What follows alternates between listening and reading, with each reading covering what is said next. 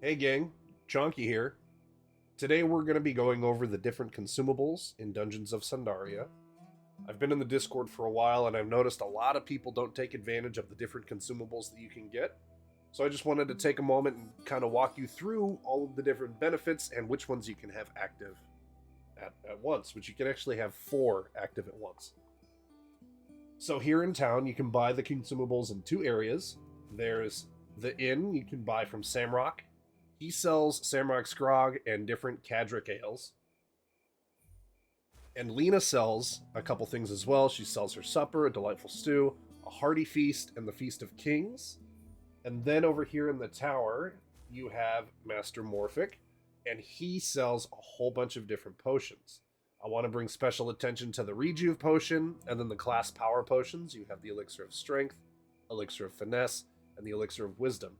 These are all fantastic. I might have mentioned them in the beginner's tips videos, but I'm going to be going a little bit more in depth in this video. So first and foremost, I think Master Morphic sells the most important consumables. So getting class potions and rejuve potions are a must. Don't worry about the greater healing pot. It's a little bit more expensive than the rejuve potion, and the overall healing of the rejuve potion is just so much better. You get 35% max health and then 35% over 8 seconds, whereas the greater healing potion you just get 40% flat. So go for the greater rejuve. There's also another consumable that you can currently only get from a quest, which is Hero's Stew. So if you get this, hang on to it. Maybe throw it in the bank and save it for a rainy day. But this thing gives you an increase to your magic penetration by 30% for 15 minutes. It's actually really good. But you can't buy it. So it's very finite. I only have 8 because I've kind of compiled them from different characters. There's also Samrock's Wicked Grog, which you find in the Icy Depths. I'll show you where to get that in a moment.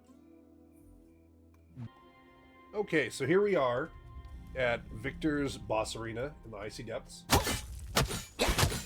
I'm just going to do this boss fight really quick.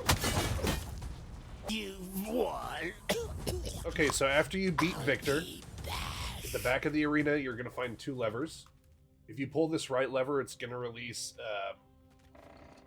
this guy, Chancellor Iobald, or Vice Chancellor Iobald. I can't remember his name. I haven't fought him in a minute. But if you, he doesn't give you anything worthwhile, so never let him out. But if you open up the left one, it opens up an empty cage. This one that has an equipment rack, and then you free Crick right here. And there it is, Samrock's Wicked Grog. It's only 5 gold, which is really cheap compared to the other consumables that I say are a must. So, you know, definitely don't be afraid to run up and buy like 100 of them if you have the cash for it. But yeah, this is when Crick starts to like you, and he'll sell you some good consumables. Let's go ahead and talk about which potions you can have active at a time. So you can see here I have 4 different buffs active at one time. Now from here, if I wanted to use a rejuve potion or the grog that breaks stuns, I could do that. So I can still activate that. If I'm taking damage and I need to heal, I can still use a rejuve potion. When that comes back, I'll show you.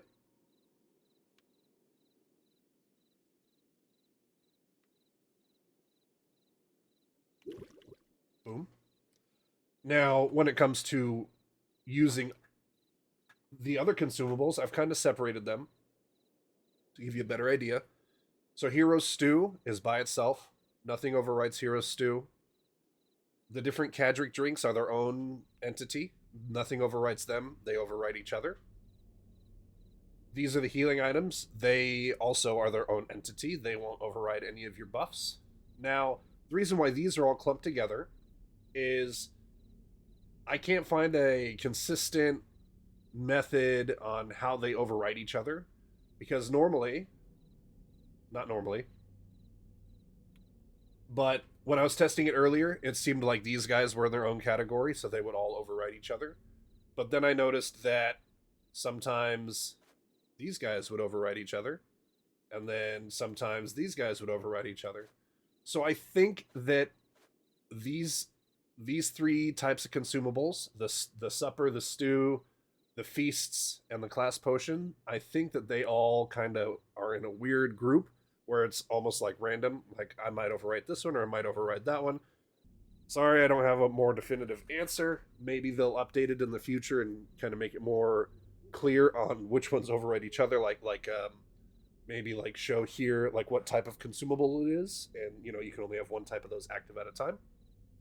Who knows? I would like to see the other stew. So like Hero Stew gives you Magic Pen. I would love to see the one that gives you Armor Pen. So let's talk about the consumables that I think are worth it. If you go to Samrock, none of these are worth it. None of these are worth it. The 3 health per second for 15 minutes when you have 5,000 plus health, that's nothing. When Samrock's Grog, it seems like it would be nice because it removes all immobilizing effects, but it's immediate use only. It doesn't persist. So if you break your stun, you're going to get stunned again, most likely. Whereas the Wicked Grog makes you immune for, it says 8 seconds, but you can buff that with like your cape or trinkets and stuff like that. So I have it active for 12 minutes now. Lena, all of these are really good. I don't think the Hearty Feast and the Feast of Kings are as good as these because it only gives you 5 and 10%, while these are 30 and 35%. So if you are dying a lot, I definitely would recommend investing in some Delightful Stew. And Morphic, fantastic stuff. Rejuve Potion, as I mentioned earlier, and the class potions, Elixir of Strength, Elixir of Finesse, and Elixir of Wisdom. Those are always a must. And then Samrock's Wicked Grog as well, which, as I showed you earlier, is found only in the Icy Depths. So you have to free Crick, make sure you have a whole bunch of money on hand, and then just buy it in bulk. And yeah. So anyway, gang, that's a little tutorial or how-to on how the consumables work for Dungeons of Sundaria. The devs might update it in the future, and I'll post an update if they do. But if you have any other questions or concerns or video requests, just leave them down in the comments below. And I'll see you guys on Twitch sometime. Thank you for watching.